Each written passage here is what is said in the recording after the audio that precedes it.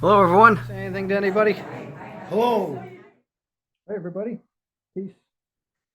Today we're talking with Darryl Robert Schoon. It's been a few months since we've talked online, but while I'm thinking about it, when I was writing my book, I was trading messages with him, and he was telling me that he was writing his book as well, and he sent me some scripts on it. And it's a very interesting book. So this is his Amazon page. I'll put the link below. And this is his new book, Docking at the Mothership.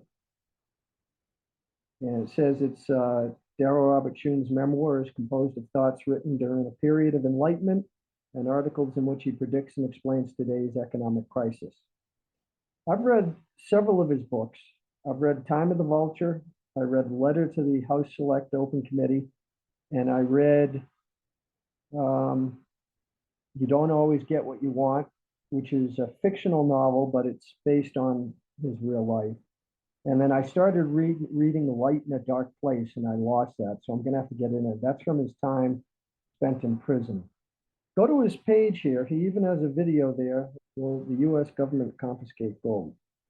What happened in 1933 when the United States government, but Franklin Delano Roosevelt issued Executive Order 6102, prohibiting the private ownership of gold. Darryl has a lot of experience.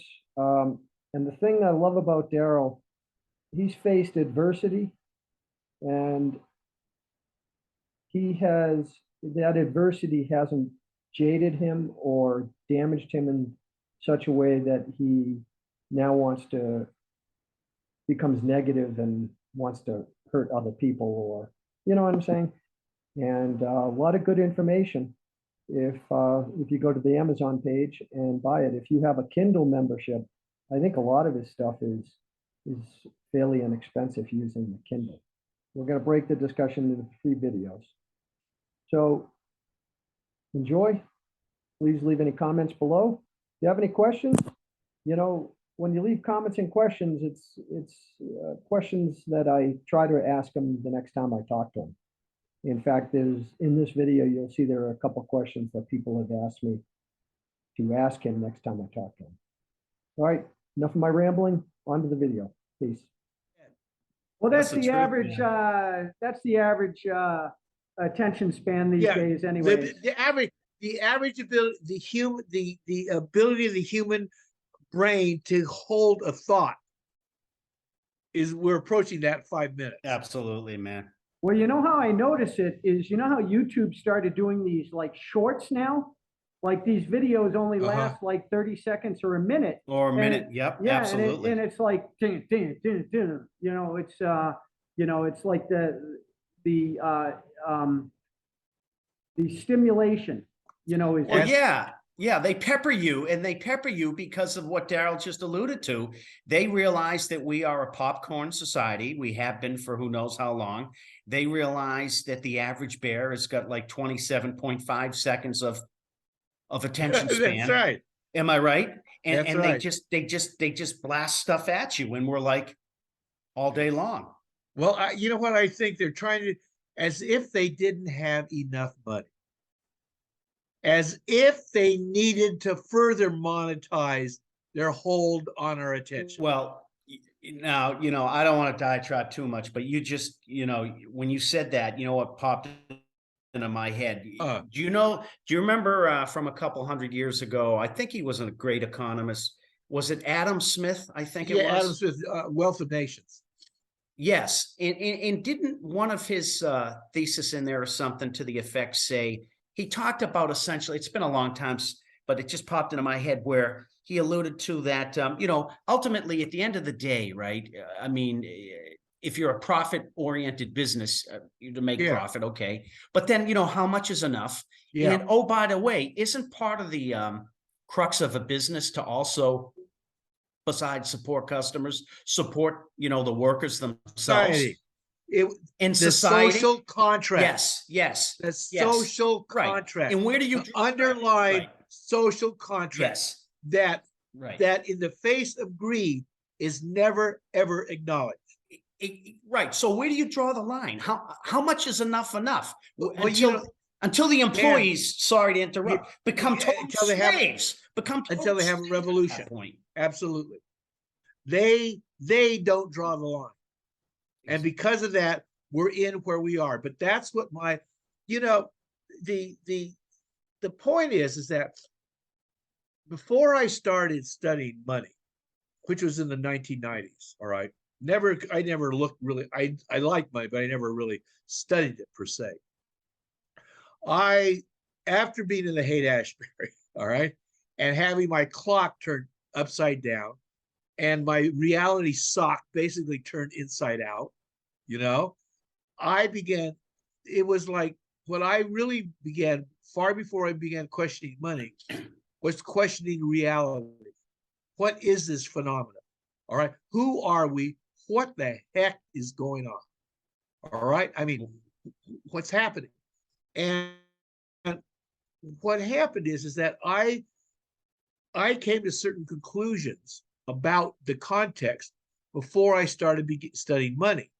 And what I believe, Dan and David, is that in the big picture, money is only a small part of the bigger picture. There is a bigger picture, which overrides the whole thing. All right. But we don't believe it anymore.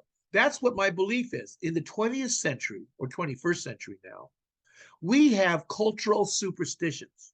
All right. Just like we look back on earlier cultures and we see, oh, look, they had all their superstitions. They thought the sun was a god. All right.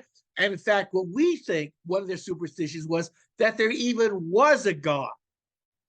All right. One of the major underlying cultural superstitions of our times is there is no other cause except us. All right. There is nothing except us. We are cause in the universe. I believe that to be a superstition of our times. All right. No matter how deeply it's held or how widely the belief goes, people believe that. And just like at a certain time, it was a common cultural belief that the earth was flat. All right. And if that belief hadn't changed, I can tell you, I would believe it's flat. Why? Because I look out there, it's flat. All right. But evidently, there's enough data to support the belief or the theory that it's not flat. That in fact, we're sitting on a sphere called the Earth that's blasting through the universe at at a speed that I can't even consider to be true. And my belief in my thought of rationality wouldn't believe it unless the data supported it. Why? Because we're spinning certainly at a surface speed that I believe it would be so windy that we'd be lying on the ground. All right. But evidently, the reality that we operated in is constructed in such a way that the wind is not a factor. I mean, you thought we're spinning that fast. I mean, whoosh, we'd be flying off the damn thing. But apparently, we're not. Apparently, because of something called gravity, which I don't intuitively understand, everybody's sticking out. All right. So, what the deal is this? And I can only go back as to what happened to me in the 60s. All right. Before this happened to me, I was like everybody else. I thought, not that I thought like everybody else, but the basic constructs of reality were there. This is reality. All right. And let me tell you what really rocked it. One, in October, as I'm in law school in 1966 at Hastings College of Law in San Francisco, all right, I take my first hit of LSD. Boom, floored me. It floored me. In fact, it was so radical, it was months before I would take it again because I had that proverbial bad trip. Why? Because I knew I was out of control. I didn't realize how deep my control mechanisms were. Okay. I was evidently not the kind of guy who could just flow with it. All right. I was the kind of guy with, holy shit, I can't control this thing anymore. That's what I was. All right. But it awakened something in me so deep that it wanted to go back to that door and see if what was there. All right. But anyway, 1 year after I dropped, because I dropped out of law school months after that, I just, it just couldn't compete with the realities that were going on in San Francisco at that time. All right. So a year later, I'm no longer at Hastings College of the Law. I'm running the food concessions of the Avalon Ballroom, Grateful Dead, Janis Joplin. Oh, yeah. Quicksilver in the Messenger Service. I mean, I was right there, and I was living on Haight Street. Okay, that was a shift that was so extreme. I can only imagine what my parents felt. Okay, I mean, 1 year I'm in law school. The next year I'm like those people they're reading about in the newspapers. Okay, Seismic shifts, man. Seismic shift. All right, but the thing that really cracked it for me was I decided to open up. We were going to have a psychedelic shop on Haight Street, me and a friend of mine. Okay. And we knew this guy. He knew this guy who made candles. All right. And we wanted him to put his candles in our store on consignment, of course. Hippies had no money. All right. So I make an appointment with him. And he lived a few blocks up on Central Street in Haight-Ashbury. And he was known to us as Bob the Candle Maker. Okay, I mean that's not Bob the Builder, but Bob. No, it was Bob the Candle Maker. Yeah, another guy, Bob the Builder in a smaller later Bob the Builder. Yeah, Bob. Yeah, but no, this was Bob the Candle Maker. Why? Right. Because he made candles. Okay. Now the funny thing, the thing about Bob the Candle Maker is he always wore this shirt with stars on it, which I wouldn't realize till years later because he always wore the same damn shirt. All right, because he was into astrology. So I go up there to make a pitch about our, and at the time, 1967, I basically, even though I had taken acid, even though I'm living on Haight Street, I'm only a year out of law school, and I thought astrology was hippie bullshit. Right. All right. That's that hip stuff that hippies thought. All right. Even though I was living among them, even though other people would go, oh, and look at me and go, look at that hippie. All right. But I'm only a year out of torts, property, that stuff. Okay. Up, down, up, down. All right. And I'm up there, and he says he agrees. He's going to put because he made these incredible candles. They look like Moorish castles. I mean, they weren't just a candle; they were incredible things. It took a lot of work. All right. And so but what he really wanted to do was do my astrology chart. So to humor him, sure, we wanted his candle. Okay. So he says, I want to do you and your wife's astrology chart. Okay. So, and I was married to another person at the time, not Martha. And so we give him, and I said, well, what do you need? He said, I need your birthday and where you were born and the exact time of your birth. All right. Hippie bullshit to me. Okay. We give it to him. So he calls us up and he tells us, he says, I've got your charts, come over. I want to read them for you. Wow. So we go over to his house and I've now, I mean, what is this? This is 2022. All right. This is, and I'm talking about meeting him in 1966. Okay. Wow. 67. So that's a long time ago. Right? Absolutely, man. All right. So he does my chart and he does my wife's chart. All right. So he's reading it. And I don't believe this stuff with the get-go. I'm just humoring him. And I've known him for decades. And let me say this. He is not a particularly intuitive person. I found out later he was a teaching assistant at Berkeley with a graduate degree. All right. But I didn't know this then. He was Bob the Candle Maker to me. All right. The Haight-Ashbury was filled with very interesting people. So he's opens up a book. He's got a picture of the heavens. All right. Like that, those ephemeruses. And charts. Okay. He's very complex. And he points out, he says, okay, he's talking about me. And he's reading one of these aspects. And he says, this person will have a conflict with one of their parents, probably their father.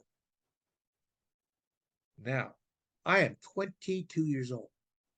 I've been at war with my father since I was 5.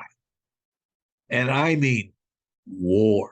Wow. This war would not end until probably 30 years later. when my mother died, and it brought us together like, hey, how are you? Okay? I mean, like, it was so big, it just stopped the war. But I've been at war with my father since I was 5 years old. Wow. All right.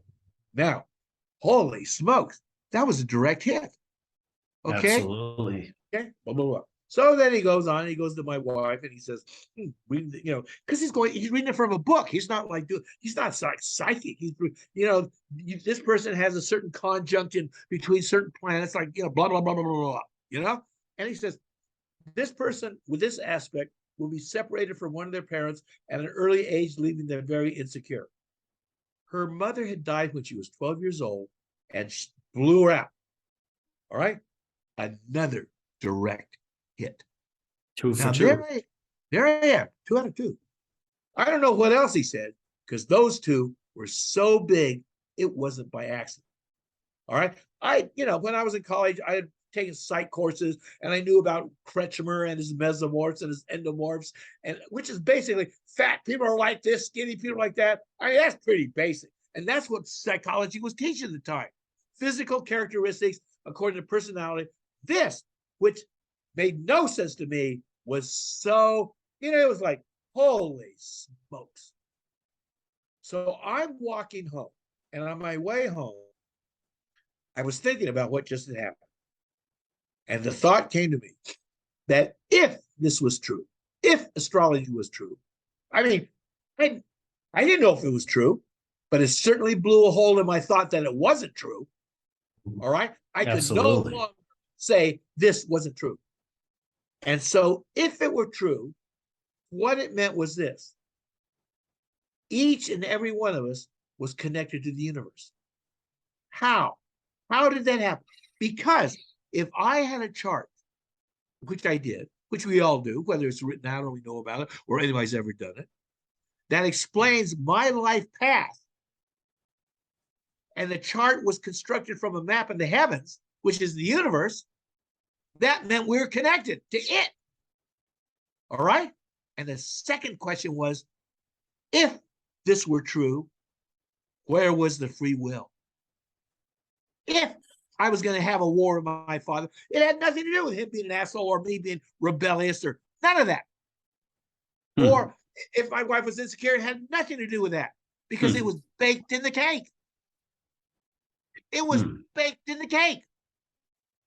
And if I had it, you had it, and everybody had it. Because if I had it and had no idea of it before a half hour ago, it was just as true when I was 5 years old and the war with my father started. That chart could have been read by my mother when I was born and go, this kid's going to have an issue with probably his father. All right? Outside of our frame of time and space.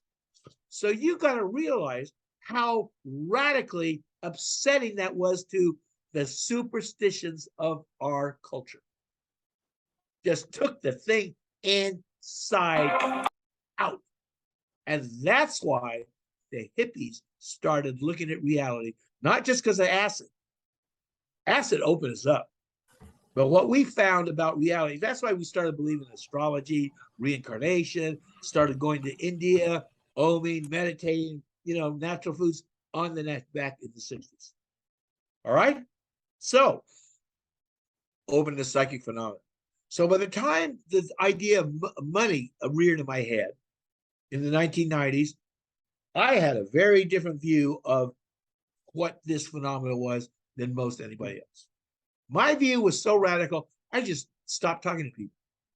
Why? Because hippies, we found out we were an outlaw society. We were basically an outlaw society.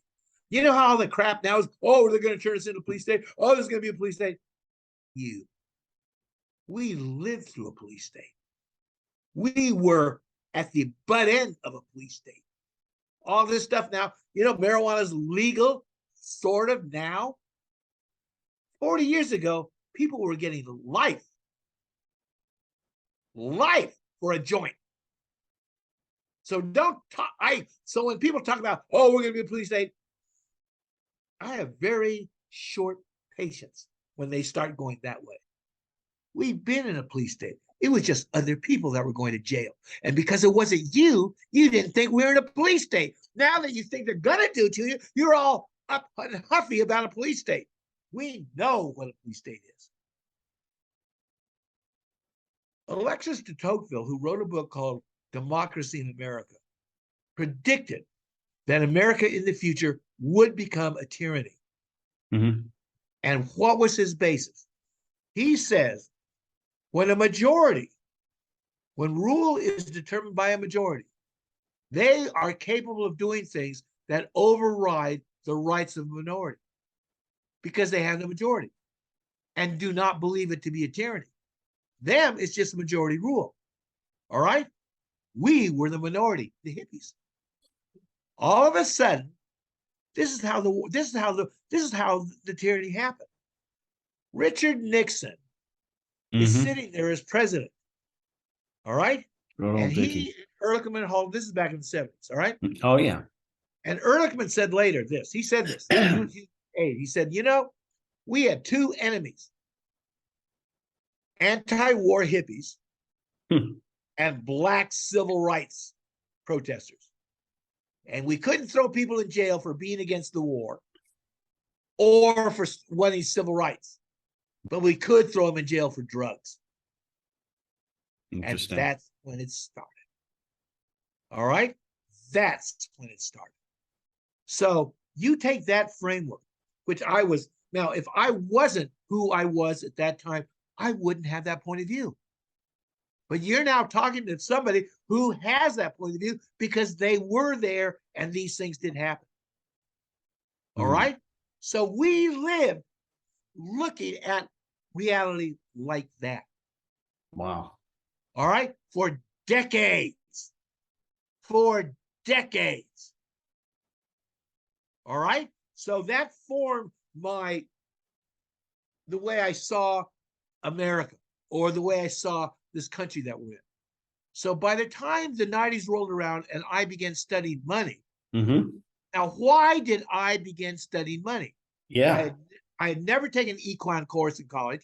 My degree was in political science. All right. I was in 1 year law school, took acid, just dropped out. All right. And all of a sudden, not all of a sudden, in the 1990s, in the year 2005, I become an expert on money. I'm on websites. People are calling me up. I predict the economic crisis in my book, Time of the Vulture. All right. I published it in 2007. I'm on the internet. The website gets hits from 125 countries. My writings are in most of the top gold and silver news sites around the world. I am, for better or worse, considered to be an expert on money at that time. Wow. In the crisis. All right. That's in the mid-2000s. How did that happen? How did that happen? All right. In fact, one of my in-laws came by in the year 2008. He looks at me, we were just, how in-laws are, it's family. All right. And he looks at me and we're in the kitchen. He goes, Darryl, how did you know an economic collapse was going to happen?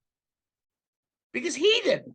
He was just like, ready to make it. All of a sudden, out of the blue in 2008, the thing blows up. Absolutely. Everybody's in trouble.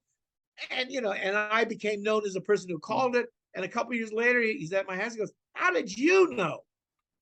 Why would you know this is going to happen? He knew me 10 years before. Absolutely. I didn't seem like the kind of guy was, Pete, we're headed for the shitter. What? I mean, and if I had said, he wouldn't believe me. That's right. Because he knew me. Right? I mean, why would I? Sounds like a familiar story, if you know what I mean. Sounds like a familiar story. Yes. This is what happens. In 1991, I am at the end of a 10-year prison sentence for dealing drugs. Okay? Wow. The end. All right? And I've been sitting there for around 7 years. I did 7. Okay? Wow. The war on drugs, hippies, and black people. That's Wow. why when we talk about police states, I know what we're talking about. When I read about people talking about the police state, I know they don't know what they're talking about. There's a difference between all paranoid up in your head because of what you're reading and what they're going to do to you, and then being there. leg irons, weight chains. You know those buses you drive by and can't see in? I was in them. That's Okay. scary. Scary, Well, dude. Well, it's scary to think about until you're there. And when you're there, it's just what it is. Yeah. It's amazing how well we adapt. Not that it isn't a big shift, Mm-hmm. all right? It is a big shift, but Mm-hmm. what is, all right? So there I am, 1991. I'm getting short, which in prison parlance is my time is almost up, all right? I'm in Turtle Island Federal Penitentiary in Southern California. And these words come into my head. They just come. And this is what they were, is the best I can remember. In times of expansion, it is to the hare the prize goes.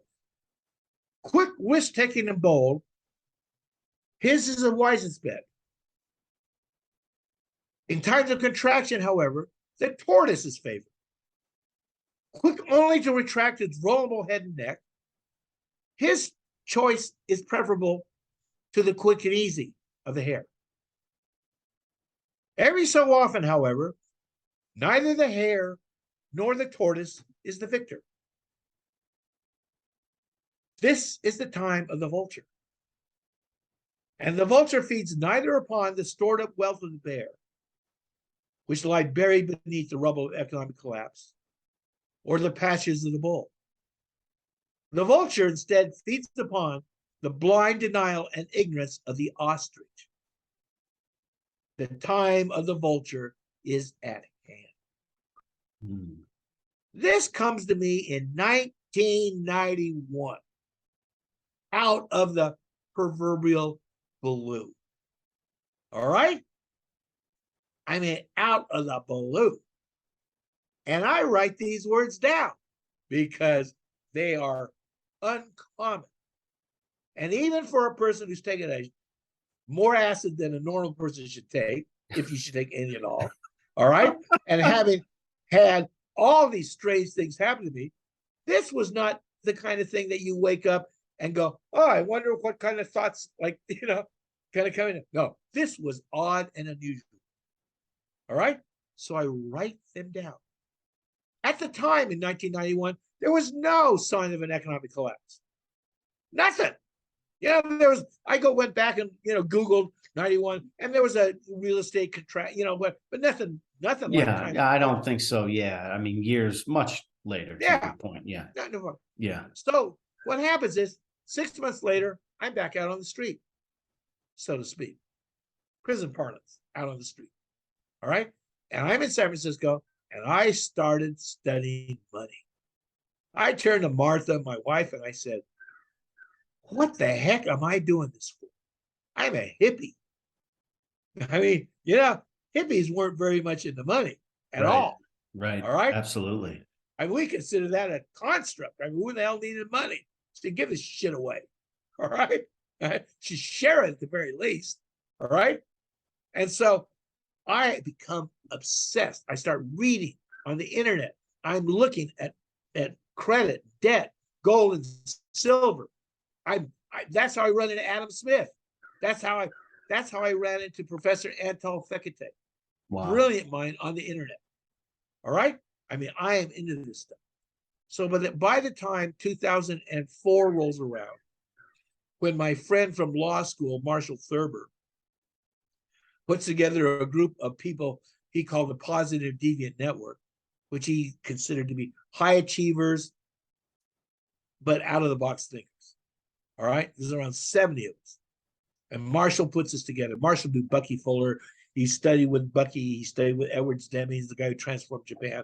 I knew Marshall's law school. He's intense, really intense. All right. And we've been really good friends all these years. I almost got Marshall kicked out of school.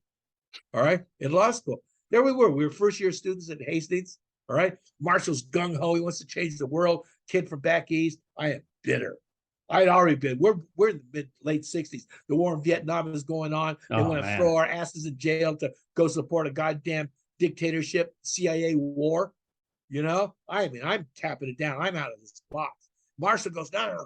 So he says, Darryl, I want you to write an article for the newspaper. He's going to edit it at Hastings that year. All right.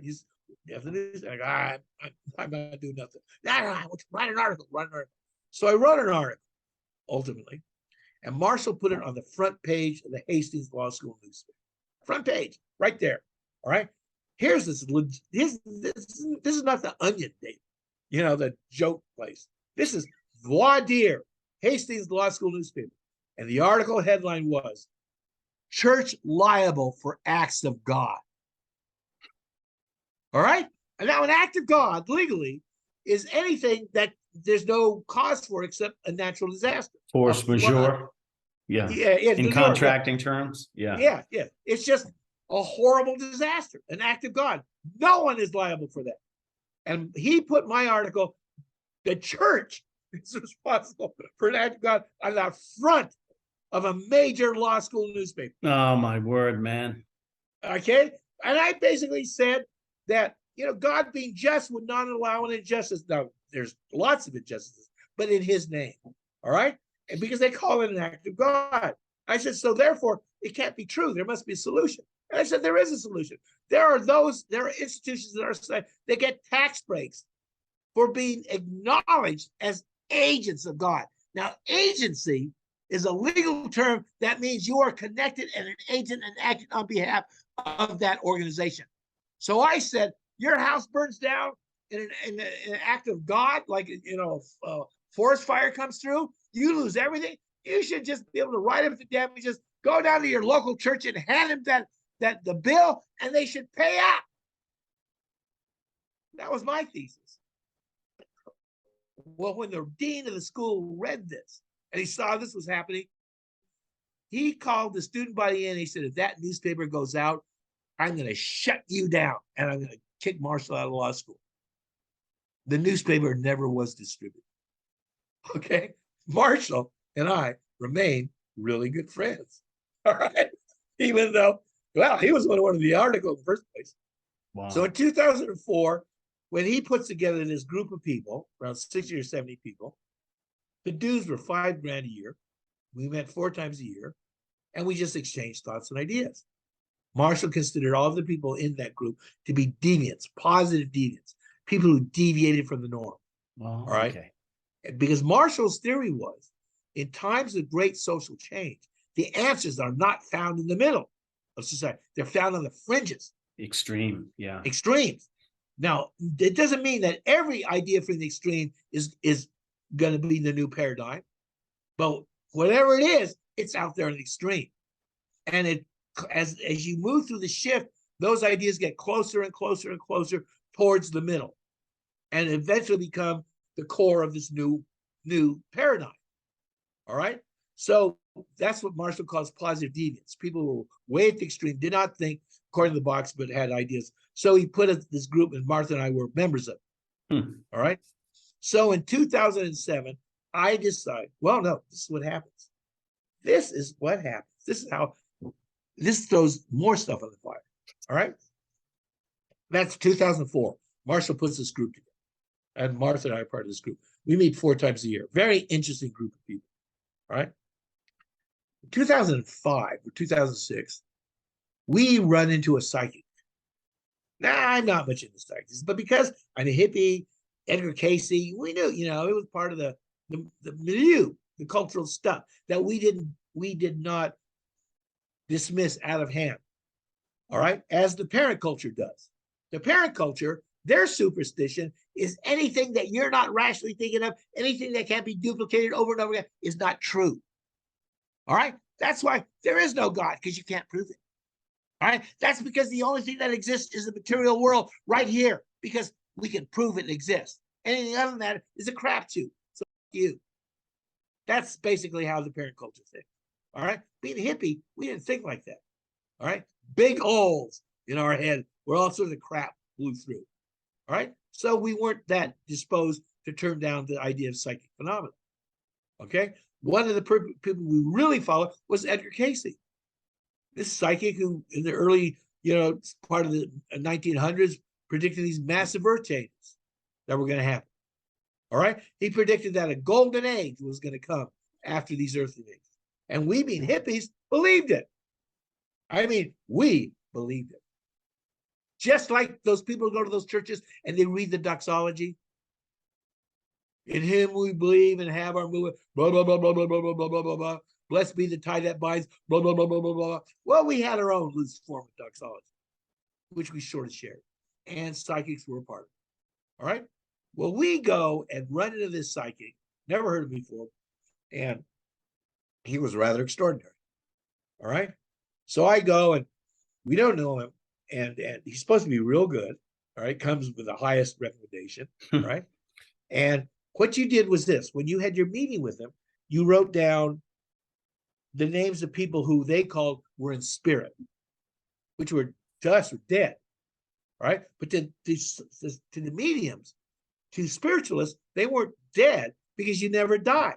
You're just in and out. It's like, it's like as Shakespeare said, you're on stage here and then you're off stage. But that doesn't mean you're dead. It just means you're off stage, just like the people off stage aren't dead. You just don't see them anymore here on the TV screen. Yep. Okay? Yep. So we are. So he says, you write down the names of 5 people who are. Well, back in 2005, I didn't know a whole lot of people that were on the other side. Now, I mean, most of the people I know are on the other side. I mean, I'm 77. Big change. All right. Those 20 years, people start going off like flies. All right. Oh, man. Ain't measles anymore. Yeah. Just starts going on. All right. But back then, not a whole lot of people. 5 people. So then he said he wanted you to write down 5 questions. All right. That you had, that you want to answer. So you do. Right? And then you sign your name on the piece of paper. Just sign it. And then when you went in to see this guy, you folded up that piece of paper and handed it to him. All right. Well, Martha goes in first. So I'm waiting for her. She's got, it takes 45 minutes, half hour. She goes in first. And when it's my turn, I'm walking down the hallway and she's walking towards me with this look on her face like, holy shit. I mean, she had a look on her face I had never seen on her face before. All right. I find out later what happened. All right. She tells me she had walked in the room, handed the psychic, the medium, Hoyt, that was his name, Hoyt Robinette, piece of paper. Folded up. She said she folded up. She was sort of nervous and folded up so tight that it was like a spit wad. All right. He just takes it in his hand. Doesn't open it up. Doesn't open it, right? Doesn't open. Holds it in his hand. All right. And she said, he looks at her and says, okay. He says, there's a Cosette here. That was Martha's mother. Not a usual name. She goes, that's my mom. And then he says, there's a Jim here. You wrote down James. And he wants to know why. You called him Dad, and he wanted you to call him Daddy. Boom!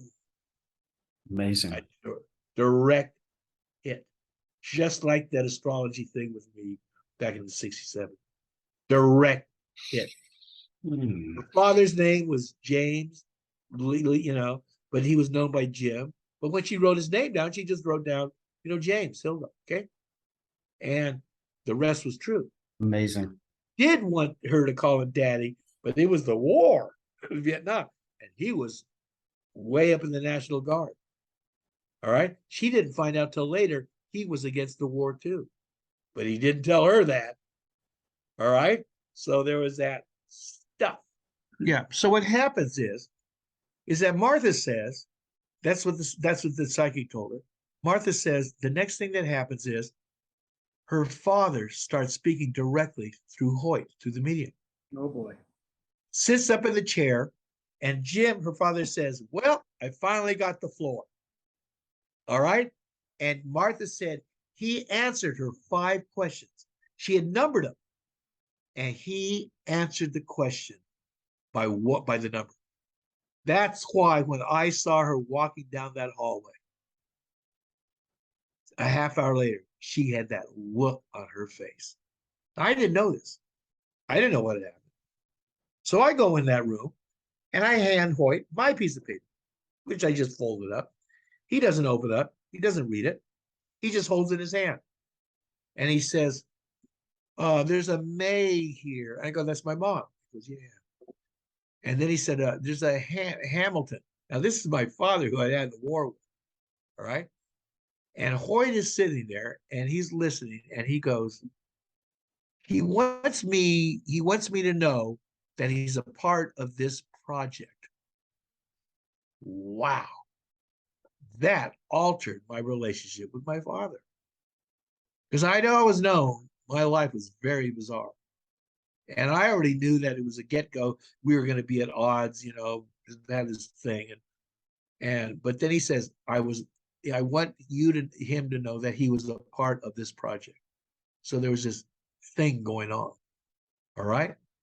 And then he says to me, he said, you're a teacher. And I go, no. And then he says, you teach. And I go, no. Because I assume he's hearing things. He's a psychic. Thoughts are coming in. He's being told things. I blew him off. I said, no, I don't teach. And then he says, well, you know things that other people don't know. And I said, everybody thinks that. But I have no voice. I have no audience. I have no agreement. And then he says, this will soon change. People will begin seeking you out. This is 2006 or 2005. And it became true. I write my book, make my predictions, and now I'm known as as somebody with some thoughts on the economy and what's going on. So that explains how I got, not one, into money, and two, became known for that in such a degree that, 15 years later, 222, we're talking. You in Mexico City, you know, with David and, you know, I mean, with Dan, and here we are talking about. It looks like Dan's frozen. Yeah, that's right. So that's how we are here today, talking about this stuff.